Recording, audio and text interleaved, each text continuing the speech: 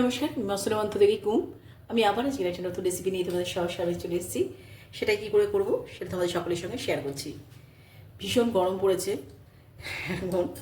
এই গরমের সময় এমন কিছু খেতে হবে হেলদি ফুড, যেটা খেলে শরীর খুব ঠান্ডাও থাকবে আর সুস্থ থাকবে। সব থেকে বড় কথা, আমি এখানে একটু সাবু নিয়ে নিয়েছি। সাবুটাকে প্রথমে একটু জল দিয়ে ধুয়ে নেব।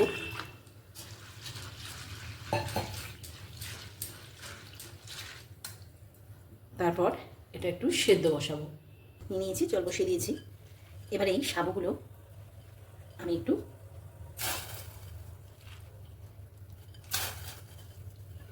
সেদ্ধ করে নেব প্রথমে।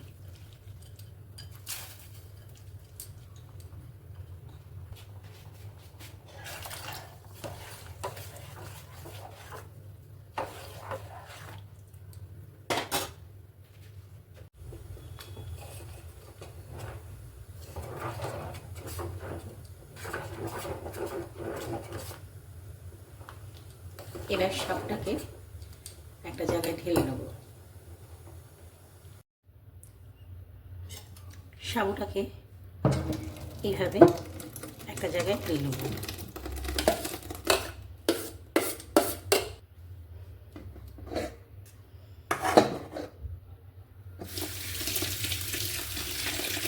এবার সাবুটার মধ্যে ঠান্ডা জল দিয়ে দেবো।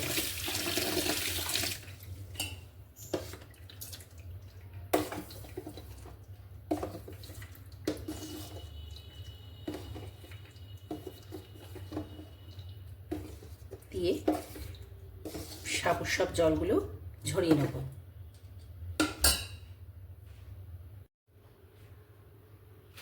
ওভেনে কড়ার মধ্যে একটু দুধ গরম করে নিচ্ছি। দুধটা আগে থেকে একটু জাল দিয়ে রেখে দিয়েছিলাম, তবু এখন একটু আবার গরম করে নিচ্ছি। দুধটা গরম হতে হতে ততক্ষণে আমরা কিছু ফলগুলো রেডি করে নিই। এবার এই গরম দুধটা থেকে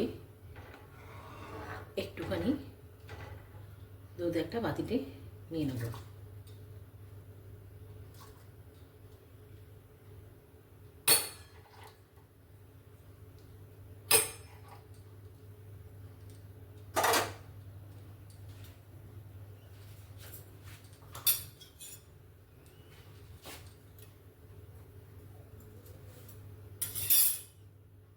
দুধটা গরম হতে হতে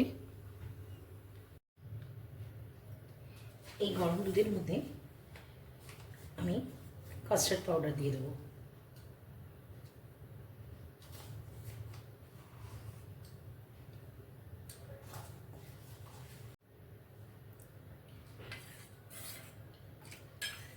কাস্টার্ড পাউডারটাকে ভালো করে এরকম করে গুলে নিতে হবে।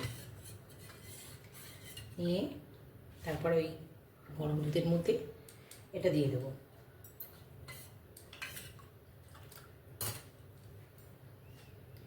আমি ভ্যানিলা নিয়েছি ফ্লেভারে। তোমরা যে যেই ফ্লেভারের খাবে সেই ফ্লেভারের নিতে পারো। এবার এই গরম দুধের মধ্যে যে কাস্টার্ড পাউডারটা আমি গুলে রেখেছিলাম সেটা দিয়ে দেবো।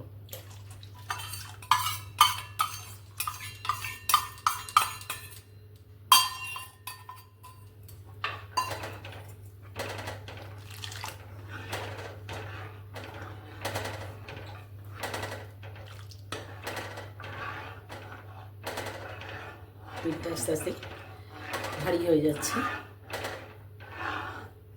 এবার এই দুধটা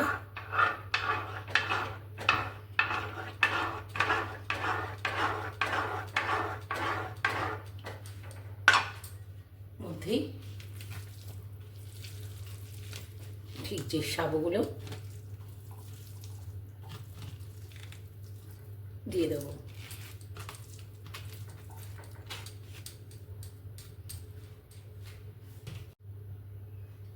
এবার এর মধ্যে যে কিছু ফ্রুটস আমি কেটে রেখে দিয়েছিলাম, যেমন অ্যাপেল, পমগ্রানেট, আর এখান থেকে কিছু ড্রাই ফ্রুটস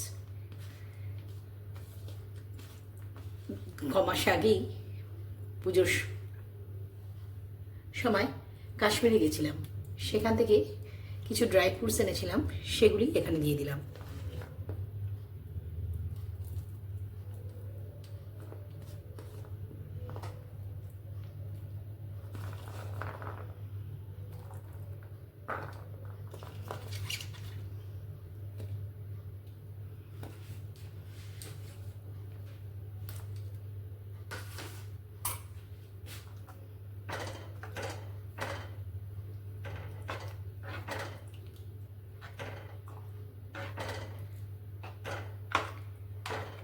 ফ্রুটসগুলো কিন্তু একদম গরম থাকতে দেবে না,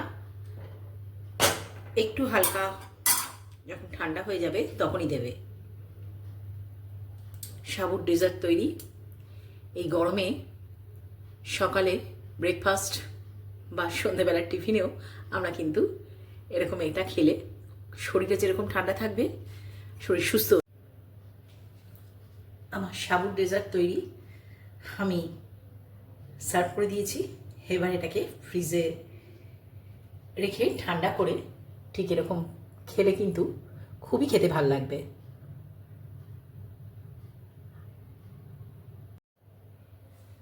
বন্ধুরা, আমার সাবুর ডেজার্ট রেডি, আমি সার্ভ করে দিয়েছি। এবার শুধু খাওয়ার অপেক্ষায়।